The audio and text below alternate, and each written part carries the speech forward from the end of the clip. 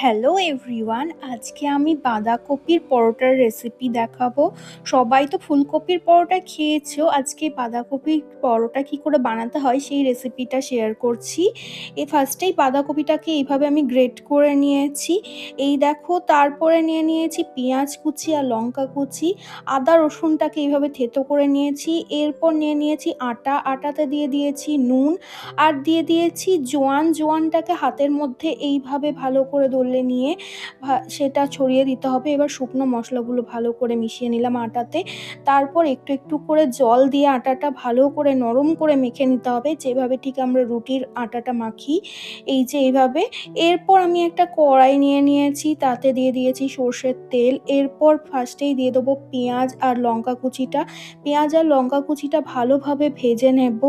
এটা ভালোভাবে ভাজা হয়ে গেলে এখানে আমি আদা রসুনের যে থেতো করে রেখেছিলাম সেই পেস্টটা দিয়ে দেব।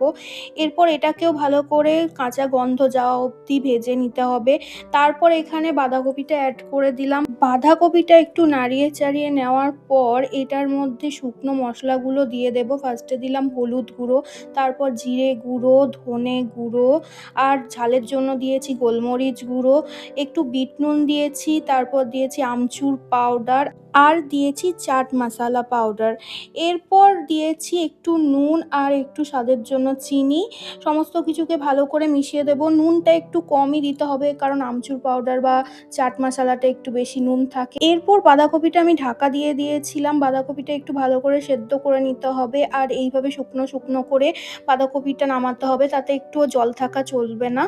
এরপর আমি আটাটার থেকে একটু বড় বড় সাইজের লেচি কেটে নিয়েছি। এরপর একটা লেচি নিয়ে সেটা হাতের সাহায্যে এরকম গোল করে নিয়েছি। মাঝখানে আমি পুরটাকে এইভাবে ভরে দিলাম। এরপর এটাকে এইভাবে সিল করে নেব। এই যে আমি যেভাবে ভিডিওতে দেখাচ্ছি সেইভাবে করতে হবে। এরপর এই লেচিটাকে হাতের সাহায্যেই যতটা সম্ভব বড় করে নিতে হবে। আমি একটু একটু করে আটা দিয়ে আমি এটাকে বড় করে নিচ্ছি হাতের সাহায্যে। এরপর বাকিটা আমি একটা রোলিং পিন দিয়ে যতটা সম্ভব বড় করার চেষ্টা করছি।